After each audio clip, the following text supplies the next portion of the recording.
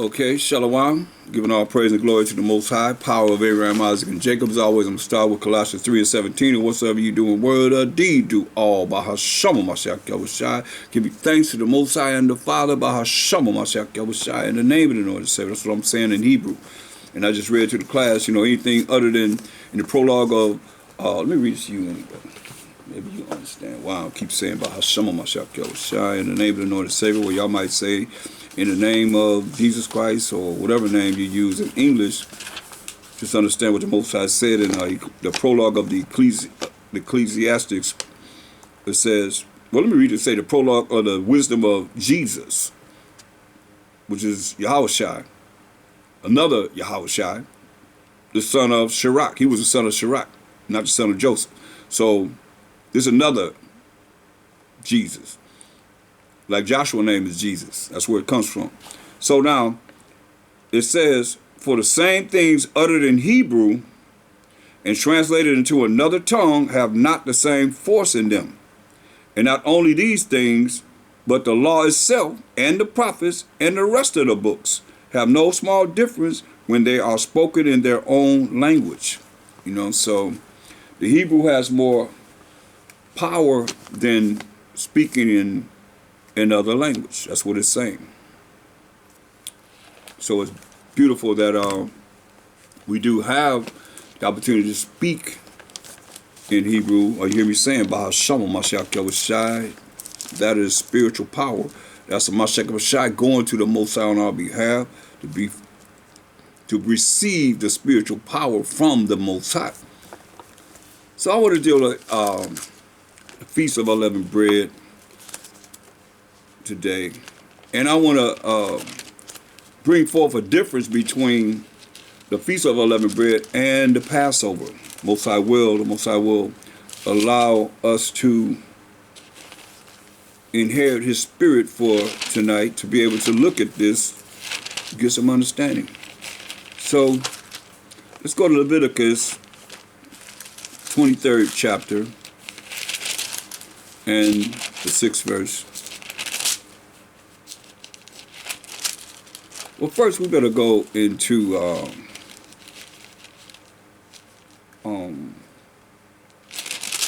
when the Passover is,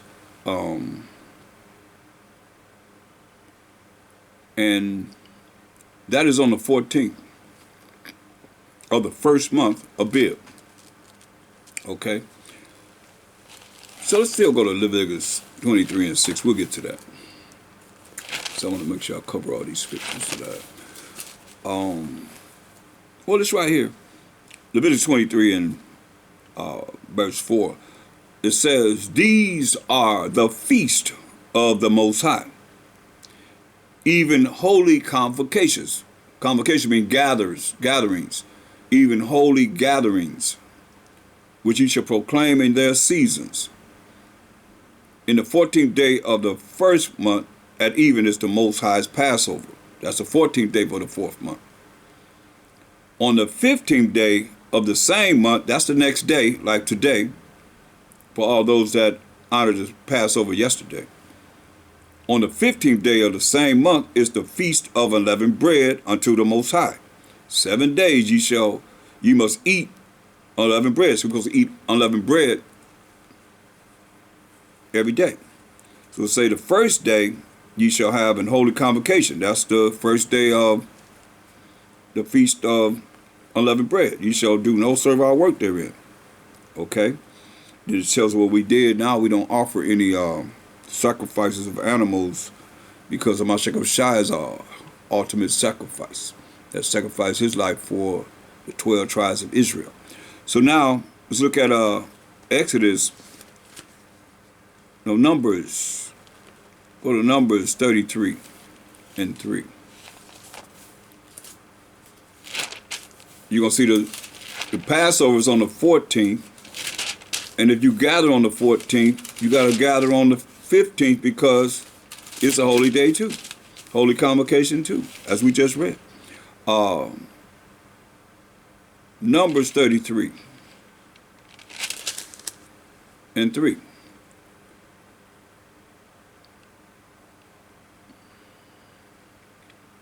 And they departed from Ramses in the first month. This we the Israelites departed from Ramses in the first month on the 15th day of the first month. Remember, the Passover is on the evening of the 14th day of the first month. And they departed from Ramses in the first month on the 15th day of the first month. On the morrow, that's tomorrow, after the Passover. Read it again. And they departed from Ramses in the first month on the 15th day of the first month. On the morrow after the Passover, the children of Israel went out with an high hand in the sight of all the Egyptians. See? So, you see, this is the day that we went out of Egypt. Because you look at it, the Most High told us to stay in our house. You know, he told us to put the blood around the doorpost, stay in our house, until the destroyer, who is a Mashiach Yahushai, went through and killed the firstborn males of the Egyptians, man and beast. So that's what's going on. So we had to pass through our lands of Goshen, where we're at, to get down into where the Egyptians live, to kill their firstborn, male and beast. So he said, don't come out until the morning. So after we came out and realized we're free, then all that day, it tells you, as you look at the previous lesson I've done, the Egyptians said, get whatever you require. Over 1 million people.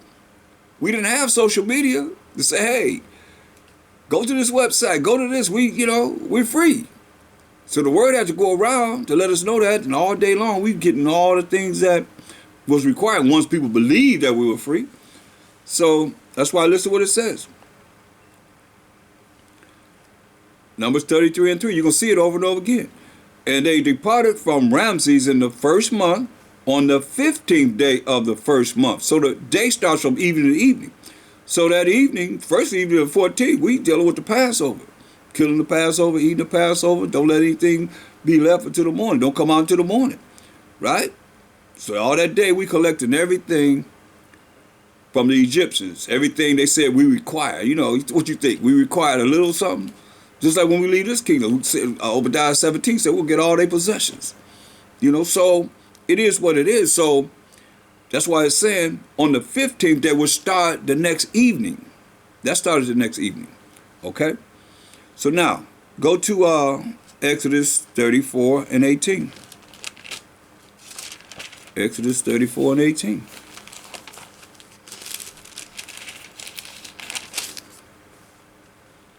The feast of unleavened bread shalt thou keep. 7 days thou shalt eat unleavened bread, as I commanded thee, in the time of the month Abib. For in the month of Abib thou camest out from Egypt. So the month of Abib, on the 15th day of the month, first month, we came out from Egypt, being captive, all 12 tribes, under the Hamites, the Egyptians. Exodus 12 and 40. Exodus 12 and 40.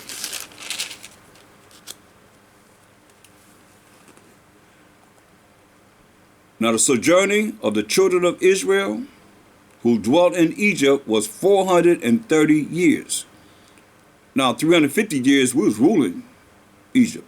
So we was actually captive about 80 years. And to prove that, let me show you something. And you make the analysis for us now as the Israelites. Just in captivity here in America. Look. Exodus 1, we're going to start at verse 7. And the children of Israel were fruitful, meaning they had a lot of children. This is the land of Egypt. And increased abundantly. Now we came out 600,000 men. And, women outnumber men. So how many women did we have? That's why I said over 1 million people had to go through Egypt and get whatever we required out of their houses.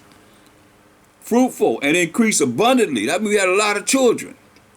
And multiplied. and waxed exceeding mighty. Are we exceeding mighty now? Compared to the oppressor, our enemy that put us in captivity, slavery, and bondage? No. And the land was filled with them. You see? We were ruling. That's shepherd kings. I tell you what, when we left Egypt, what do anybody have to say about Egypt from that point on? Nothing. Just like it is, silence. You got nothing to say about Egypt once we left. Just like when we leave America, it's going to be finished. Where are we at? These days are going to be finished. You made the whole world for our sake, Yasharallah. Going back to Exodus 12, as it is written, in verse 41. And it came to pass at the end of the 430 years, even the selfsame day it came to pass, that all the host armies of the Most High went out from the land of Egypt. You look at us as his armies. See, the host being angels, he look at us as his armies. But we are army, spiritual at this time, that all the host of the Most High went out from the land of Egypt. This is what it says. It is a night. It is a night. Not a day. It is a night to be much observed unto the Most High for bringing them out from the land of Egypt.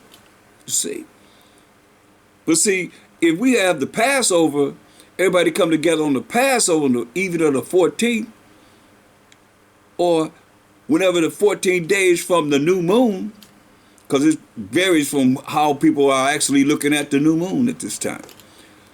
You have the Passover on the 14th. Did we come out of Egypt on the Passover? Or did we come out, as it's saying, the night after the Passover? This is the night after the Passover. You had the Passover from evening to evening. We collected all the things of the Egyptians. By the time that is, it was dark. It began the 15th day. We ain't talking about no 12 o'clock at night. A day for us is when the sun go down, when it's getting dark, right? Evening. So that's what it's saying. It is a night to be much observed unto the Most High for bringing them out from the land of Egypt. This is that night, not day. This is that night of the Most High to be observed of all the children of Israel in their generations. So we're supposed to be observing this night,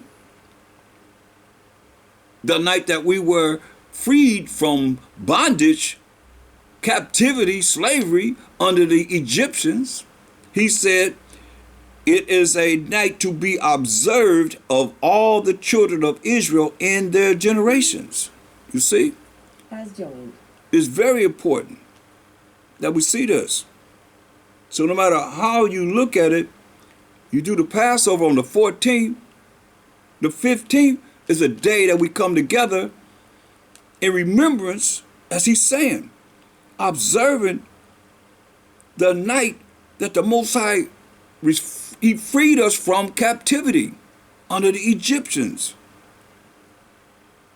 In their generations, in our generations. We in a generation now.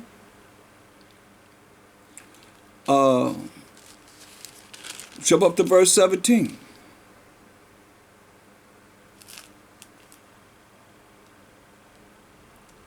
And ye shall observe the feast of unleavened bread, for in this selfsame day have I brought your armies. Remember he said host? So yes, we are the Most High's armies. He said host before, your armies out of the land of Egypt. What day was that? It was the 15th of the first month. I'm going to read it again. And ye shall observe the feast of unleavened bread, for in this selfsame day have I brought your armies out of the land of Egypt. Therefore shall you observe this day in your generations by an ordinance forever. That's why we're supposed to be observing this day as an ordinance from the Most High forever. You see? Forever. Because we didn't leave out on the Passover. We left out on the night of the Feast of Unleavened Bread. Exodus 23 and 15. So if you had a Passover, you got to observe this day too. It's like two holy convocations back to back, as we're doing. But see, they call it, some people say the Passover is the Feast of Unleavened Bread, because we have unleavened bread on the Passover, right?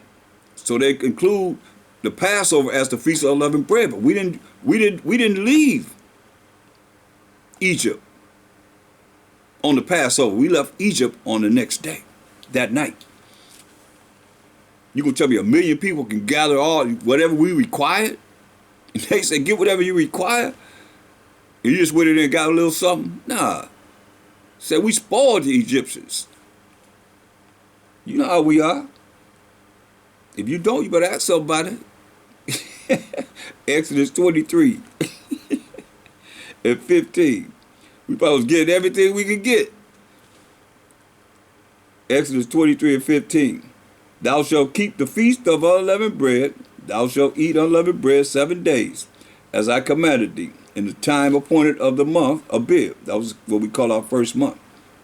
For in it thou camest out from Egypt. In it thou camest out from Egypt.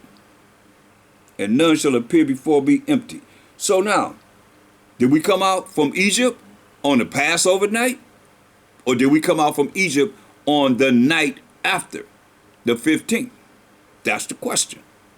He said, thou shalt keep the feast of unleavened bread. In the feast of unleavened bread, you can eat whatever you want to eat. You just can't have any unleavened bread and things that have leaven in it.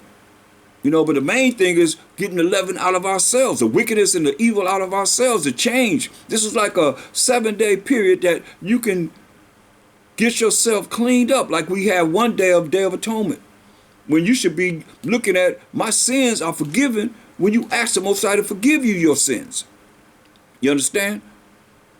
But we have one day that he gives us called the Day of Atonement. Now we got 7 days to clean ourselves up. We can look into it. I mean, I've covered this, you know, many different ways in the lessons that I've done concerning, you know, more on understanding the Passover and so forth. So, but I really didn't go into the Feast of Unleavened Bread as I am now. I did it, I think, a year ago or so, but we got to look at it because, you know, Most High speak once, yea, twice, man perceives it not. So people can easily forget. Go to Numbers, the 28th chapter. Numbers, the 28th chapter. And, you know, hopefully someone will hear and say, okay, wow, we got to look at our deliverance. We need to be delivered. Numbers 28th chapter and 17th verse.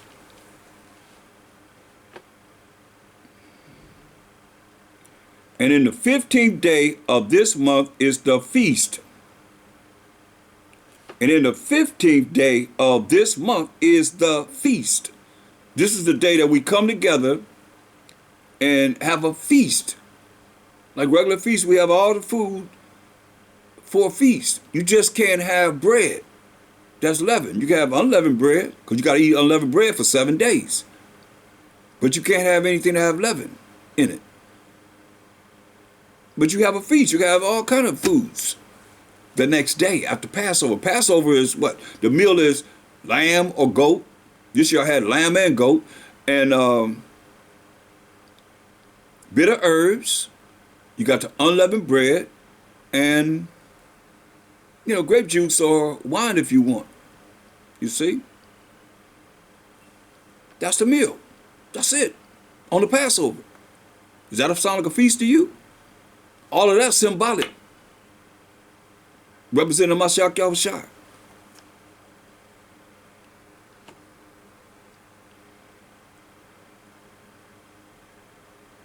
Verse 17 again of Numbers, the 28th chapter. And in the 15th day of this month is the feast. And this is where we at now. It fits perfect It fits perfect with where we at. If your new moon was on the 31st of Esau's third month, the last day of last month, this year fits perfect with what the scriptures is saying. But some going to do it another day because they dealing with the crescent moon, or they dealing with the full moon, or whatever way they operate for the first day of the moon. You know? That's another topic. That this year is fitting perfect with the scriptures. Once again, Numbers 28:17. And in the 15th day of this month is the feast. And on the 15th day of this month, this the first month, is the feast. So we're supposed to feast, come together to feast this day. 7 days shall unleavened bread be eaten. Verse 16, and in the 14th day of the first month is the Passover of the Most High. You see? And in the 15th day, that's the next day after Passover, like we seeing today, perfect, lining up right with the scriptures, hallelujah, is the feast. This day supposed to be a feast. 7 days shall unleavened bread be eaten, right?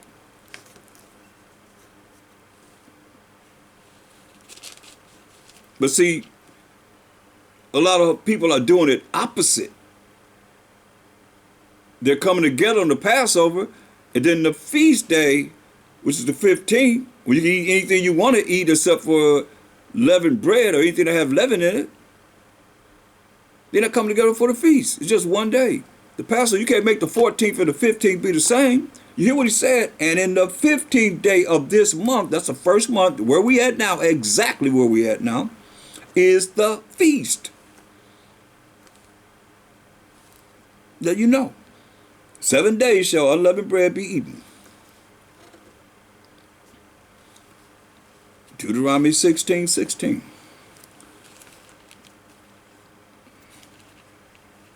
Deuteronomy 16:16.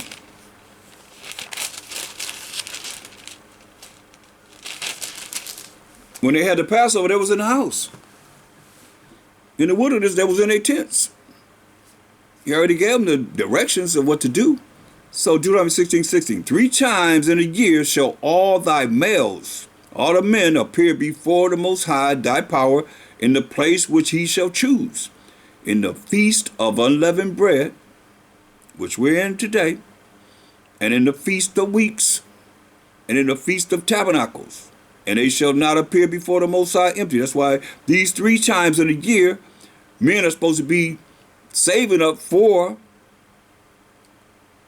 the feast of unleavened bread, the feast of weeks, which is a Pentecost when you read in Acts the 2nd chapter, feast of ingathering, feast of weeks, and in the feast of tabernacles when we was in booths, 7 days. And they shall not appear before the Most High empty. Every man shall give as he is able, according to the blessing of the Most High, thy power, which he have given thee. See? That's the law.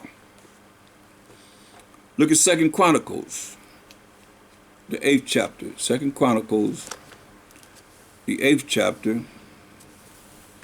And select. Book up.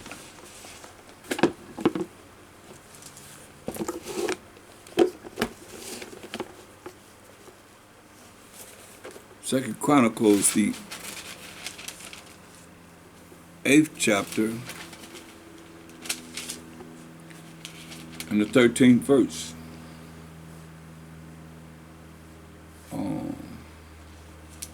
Is that what I want?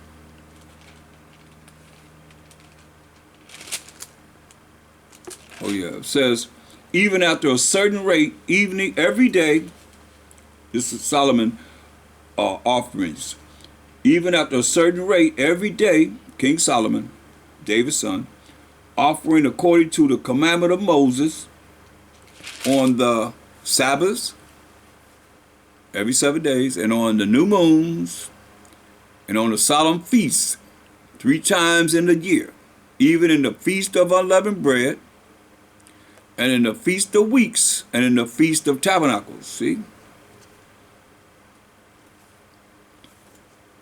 On the 15th. 2 Chronicles 35. The 35th chapter.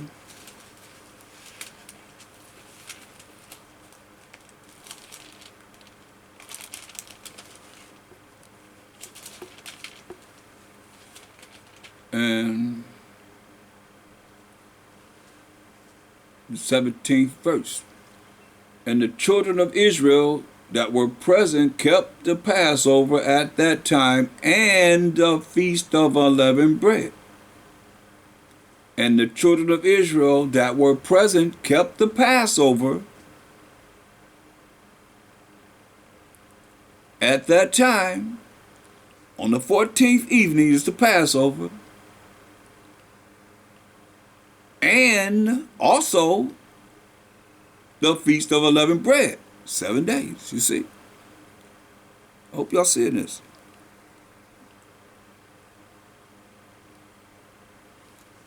Look at the book of Ezra.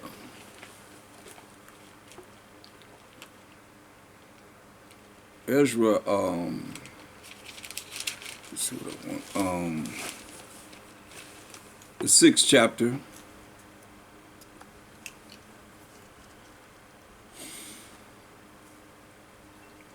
Verse 19. Because, you know, it's amazing, like, you have people that say that we can't keep the Passover. We can't, you know, really in essence, we are observing the Passover. We are observing the Passover. We remembering the Passover, you know, it's a memorial to us. But look at this, because they say we can't keep it in captivity. Well, let's look at this. Ezra 6 and 19.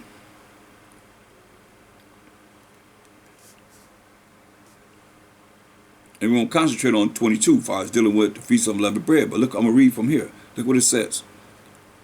Ezra 6 and 19. And the children of the captivity, in captivity, kept the Passover upon the 14th day of the first month. For the priests and the Levites were purified together. All of them were pure, and killed the Passover for all the children of the captivity. Killed the Passover, which is the lamb, or the goat, for all the children of the captivity, and for their brethren, the priests, and for themselves. And the children of Israel, which were come again out of captivity, and all such as had separated themselves unto them from the filthiness of the heathen of the land, to seek the Most High power of Israel, did eat. Separate themselves from the heathen of the land to eat the Passover. But listen to what it says. And kept the feast of unleavened bread 7 days with joy. That's why these days are supposed to be a day of joy. You're supposed to be happy. Not allowing all this negative or whatever it is that makes you feel uncomfortable to inhabit your spirit, because it's a time, like he said, it with joy. You can see it over time. Most I say these days are a time to rejoice. We got enough problems. Everybody got some problems they can, you know, bring to the table. Me, you, everybody, right? But this is a time that we eliminate that and be happy, be joyful. And kept the feast of unleavened bread 7 days with joy. You see? Man, we had so much fun, they thought we was at war. You know how loud we are. Man, we was having a good time. And they kept the feast of unleavened bread 7 days with joy, for the Most High had made them joyful. You getting out of captivity that night? I mean, we done seen. We don't know what's gonna happen. Say, put the blood on the doorposts on the Passover. We inside. You say you eat the lamb, eat it fast, you know, with your staff in your hand, eat it quickly and all that, and just discard whatever it is that you have left before the sun come up, and don't come outside. You don't know what's going to be the deal. You don't know what's happening. Then you explain everything. You know how you are. Somebody tell you to do this. Why? It's time to move. Why? Okay. Phew. Gonna be destroyed. That's how it's gonna be. All you wires. Oh, why I gotta do that? Okay, well, people gonna move out the way. They're gonna leave you there. Straight up. And kept the feast of unleavened bread 7 days with joy. And I bet you, Israel didn't make a move until they started seeing that the Israelites had all the things they could desire and require from the Egyptians. When they seen that, they come out, they go in the house one way with burlap on and come out debt to the teeth, and they looking at that, oh man, it's real, it's real. Then they start running their mouth, talking about it's on, we free. You know how we are. And kept the feast of unleavened bread 7 days with joy, for the Most High had made them joyful, and turned the heart which is the mind of the king of Assyria unto them, to strengthen their hands in the work of the house of the Most High, the power of Israel. See, all nations didn't do us to the point of where we were treated here in this captivity.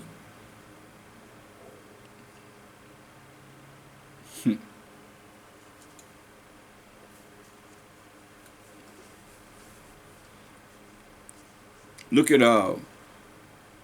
Ezra 7 and 6. You say, this Ezra went up from Babylon, and he was already scribe in the law of Moses. So he knew the laws of Moses that the Most High gave to Moses to give to us, the children of Israel, which the Most High power of Israel had given. So all you that say we not under the law, you saying you ain't got to follow the Most High, which the Most High power of Israel had given. But if you're a Gentile, he didn't give it to you anyway. He only gave it to the 12 tribes of Israel. So they tell you you're not an Israelite, so that's probably why you're saying that. And you are an Israelite, but you destroyed for lack of knowledge, because you're not keeping the Most High's law, as it says in Hosea 4 and 6 down.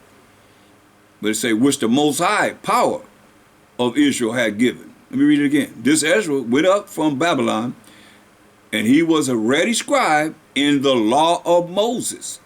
Remember, the Most High gave him just the same Ezra that's in the Apocrypha, 1st and 2nd Ezra. This is him right here.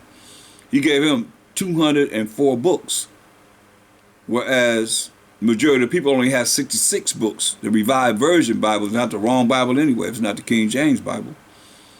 Closest thing to the Hebrew and the Greek. So he gave him 124 more books than the world has. Most of you don't even have a lot of the books that Ezra had, extra books that he had. So it'd be a mystery to you, you know. Because he told him, keep it back from the unlearned and those that don't want to desire more of understanding. Give these to the wise. So some things are for some of us that are wise, and some are not, from those that don't require to know more. Why should you have it if you don't desire it? Make that make sense? It don't make any sense. That's why I say hold this back from him. He know he's dealing with. He made us. This Ezra went up from Babylon, and he was a ready scribe in the law of Moses. Write the law of Moses down, which the Most High power of Israel had given. Not man, but the Most High power of Israel had given. And the king granted him all his requests, according to the hand of the Most High, his power upon him. Say, and there went up some of the children of Israel, and of the priests and the Levites, and the singers and the porters, and the Nethinims unto Jerusalem in the 7th year of Artaxerxes the king, the same one that Esther was married to, that king, Artaxerxes. So, just letting you know that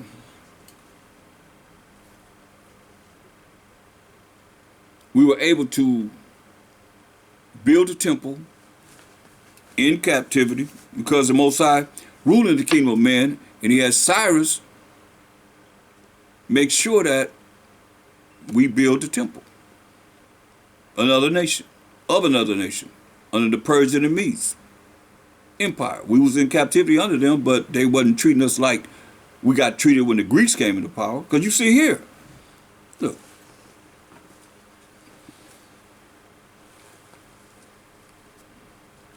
it's real, y'all. I mean, we were able to build our temple. Look at First Ezra 2:1. In the first year of Cyrus, king of the Persians, that the word of the Most High might be accomplished, that he had promised by the mouth of Jeremiah, which is Jeremiah, the Most High raised up the spirit of Cyrus, the king of the Persians, and he made proclamation to all his kingdom, and also by writing, saying, Thus saith Cyrus, king of the Persians, the Most High power of Israel, the Most High power, have made me king of the whole world. He recognized that and commanded me to build him an house at Jerusalem in Jewry. If therefore there be any of you that are of his people, not my people, his people, and you know that they are not Israelites. He acknowledging that his people are not Israelites. The Persians are not Israelites. That's why he said, if therefore there be any of you that are of his people, let the Most High, even his power, be with him, and let him go up to Jerusalem that is in Judea, and build the house of the Most High power of Israel, for he is the Most High power that dwelleth in Jerusalem. See. So he said, whosoever then dwell in the places about, let them help him. Those, I say, that are his neighbors, with gold and with silver, with gifts, with horses, and with cattle, and other things which have been set forth by vow for the temple of the Most High at Jerusalem. See, so this is powerful. And when there was in the next chapters, you see there was a bet who was the most powerful, the king, wine, or the truth and women. And the truth and women won. The brother that said the truth and women, he won. And he reminded, because he was going to, they was going to give him many gifts for the best answer. But look what he said. In verse 42 of 1 Ezra, the 4th chapter. Then said the king unto him, ask what thou wilt more than is appointed in the writing, and we will give it to you. We're going to give it to you, whatever you want, more so than what we said we're going to give you. Because thou art found wisest. He said the truth and women. The truth, then women is the powerful thing in the earth. Because thou art found wisest, and thou shalt sit next me, and shall be called my cousin. So you can sit next to me, I'm going to call you my cousin, right? Listen what he said. Then said he unto the king, remember thy vow, which thou hast vowed to build Jerusalem in the day when thou camest to thy kingdom, right? And to send away all the vessels that were taken away out of Jerusalem, which Cyrus set apart, when he vowed to destroy Babylon and to send them again thither. Because if you understand our story, we were in captivity under the Babylonians. Then the Persians and the Medes took down the Babylonians. And Cyrus, who we just read about, was the king. And he made that vow to build the temple in Jerusalem. So now, the next king, Darius, that's when he was king. He said, look, this brother remembered the fact that Cyrus had said, hey, we're going to build a temple. This is what he say. Verse 43. First Ezra 4 chapter. Then said he unto the king, remember thy vow which thou hast vowed to build Jerusalem in the day when thou camest to thy kingdom, and to send away all the vessels that were taken away out of Jerusalem, which Cyrus set apart, when he vowed to destroy Babylon and to send them again thither. Send all the things that, because when the Babylonians took us down, they took everything from us. They robbed the temple, just like the Edomites robbed our temple in 70 AD. Same thing. You see, that's why they caught up in this Hamitic or Egyptian or Ethiopian type of vibe, Babylonian type of vibe, what they called the virgin daughter of Babylon. This is what it say. To send away all the vessels that were taken away out of Jerusalem, which Cyrus set apart when he vowed to destroy Babylon, and to send them again thither. This is what he said. Thou also have vowed to build up the temple which the Edomites burned when Judea was made desolate by the Chaldeans. When the Babylonians came and got us, the Edomites, our fraternal twin brother Esau, the Edomites, fraternal twin wicked brother, did this with our temple, burnt down the temple of the Most High. That's why the Most High got something to say to him. Y'all, roll with me for a minute. Why he's saying what he's saying, it makes sense when you know these scriptures and he's saying what he's saying. Look what he said in Obadiah. He said,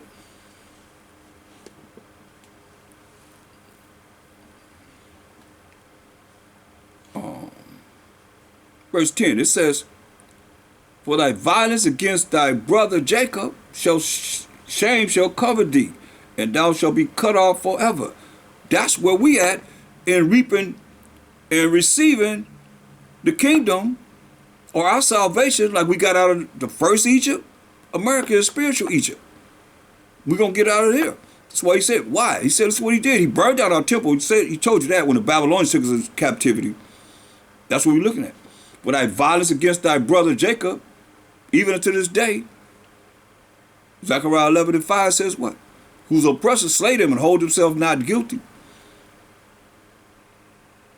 For thy violence against thy brother Jacob, shame shall cover thee, and thou shalt be cut off forever. In the day that thou stoodest on the other side, in the day that the strangers carried away captive his forces, went into captivity, not under them, but other nations took us into captivity, and foreigners entered into his gates, into our gates, and cast lots upon Jerusalem, bid it for us, even thou was as one of them. But thou shouldst not have looked on the day of thy brother in the day that he became a stranger. Neither shouldst thou have rejoiced over the children of Judah in the day of their destruction. Neither shouldst thou have spoken proudly in the day of distress. Thou shouldst not have entered into the gate of my people in the day of their calamity. Yeah, thou shouldst not have looked on their affliction in the day of their calamity, nor have laid hands on their substance in the day of their calamity. You think they just burned down our temple without getting inside and getting the gold? You see how the archaeologists are getting everything now that they can find. Neither should thou have stood in the crossway, we trying to get away, to cut off those of his that did escape. Cut us off. We're not going to captivity under them. This is under some other nations. Syrians, Babylonians, Ethiopians, the Persian and Mede, that was a joint empire. East Indians and the Japhetic people had us in captivity. That's what we just read about, but they wasn't harsh like that. You know, Cyrus said he's going to build it, let us build the temple that the Edomites burned down, the so-called white man burned down. Neither should thou have stood in the crossway to cut off those of his that did escape. Neither should thou have delivered up those of his that did remain in the day of distress. Cut them off, cut us off. Here go one over here. For the day of the Most High is near upon all the heathen. This is our salvation. As thou hast done, it shall be done unto thee. Thy reward shall return upon thine own head. For as ye have drunk upon my holy mountain, So shall all the heathen drink continually. Yeah, they shall drink, and they shall swallow down, and they shall be as though they had not been. You hear that? They're going to be as they never existed in this world. Now, I digress. Let me go back to Ezra. I just wanted to bring that in because it's part of our story, you know what I mean? It's part of knowing prophecy and what they did, why the judgment is going to go down like it's going to go down. Because you heard what the Most High said. Anybody not hear what he said? I heard what he said. You can read it for yourself, just in case you miss one word or two words or one line or one scripture. It is what it is. Ezra 6 and verse 21. And the children of Israel, which were come again out of captivity, and all such as had separated themselves unto them from the filthiness of the heathen of the land. Hear that? The filthiness of the heathen of the land, to seek the most high power of Israel, did eat, and kept the feast of unleavened bread 7 days with joy, happiness. But the Most High had made them joyful, like He's going to make us joyful in the time that He's going to redeem us from all the lands that we've been scattered in this world. Most High going to make us joyful. Don't believe it? Look. He said, look, go to, oh man, I'll praise the Most High about so much like those right there to the page, Revelation 21 and 4. And the Most High shall wipe away all tears from their eyes, and there shall be no more death, neither sorrow, nor crying, neither shall there be any more pain. For the former things, are passed away. And he that sat upon the throne said, behold, I make all things new. So whatever you looking at or whatever you seeing in this world, gonna be done away with. He say, and he that sat upon the throne said, behold, I make all things new. And he said unto me, write, for these words are true and faithful. That's why it's worth it. Nothing is worth you not preparing yourself in any way, shape, or form to make it to the kingdom. So let's go to 1 Corinthians 5. 1 Corinthians, the 5th chapter.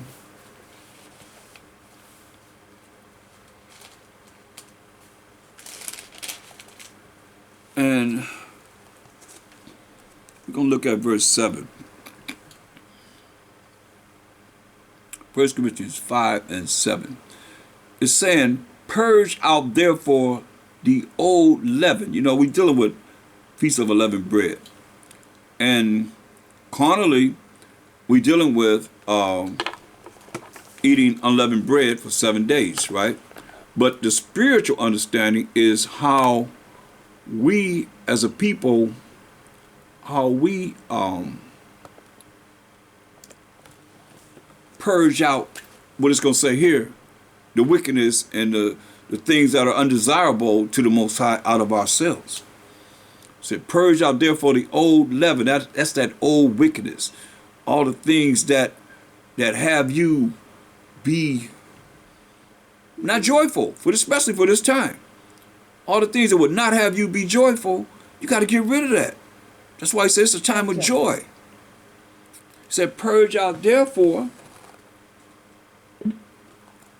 the old leaven, that old man, that old wickedness, all the things that you've been dealing with. You got 7 days to get it right. Giving us 7 days. 7 days of unleavened bread. But this is the spiritual part. We eating unleavened bread every day, right? But as you eat this unleavened bread, you got to look at yourself. Do a self-examination so that you can purge out therefore the old leaven, that ye may be a new lump, a new person, as ye are unleavened. You are not wicked anymore. You are not going to do the things that you would do or you have done. Well, you got to repent and ask for forgiveness. You got to become new. That's why I say you got to be born again. You got to become a new creature, a new man, a new woman. It says, purge out therefore the old leaven, that ye may be a new lump, as ye are unleavened. You are not wicked anymore. You're not evil. You're not allowing the things that would have you think wrong and do wrong and speak wrong, so that this doesn't equate to you actually following what he's telling us to do. To be blessed by the Most High, doing what he say do. Purge out therefore the old leaven, that ye may be a new lump, as ye are unleavened. For even Mashiach, our Passover, is sacrificed for us. He sacrificed for us. Therefore let us keep the feast, not with old leaven, not with this wickedness, not with the same mindset you have. Because if you don't, just a time of joy. Most I made this time for us to have joy. You gotta have it in your mind. I gotta be happy. And you don't allow any unhappiness to be able to deal with you during this week of unleavened bread. Point blank. So if you got all these spirits, you gotta pray the Most High, release that during this week, so that you be a new lump. That's what it say, a new person. Be born again. Therefore let us keep the feast, not with old leaven, not with that old wickedness that you're dealing with, neither with the leaven of malice. What's malice? You got an attitude. You don't really reason, when you look at it, you don't really have a reason to be having an attitude, hating on somebody. And wickedness. You know what wickedness is? Anything contrary to the law, statutes, commandments of the Most High. But with the unleavened bread of sincerity and truth. Now you know what the truth is. Let's sing it together. You sincere in keeping the Most High's truth, which is Psalms 119, 142, that righteousness is an everlasting righteousness, and thy law is the truth. There it is. So, this is what we got to do. And as we do this, you'll see that there's going to be a change in your life. But if not, then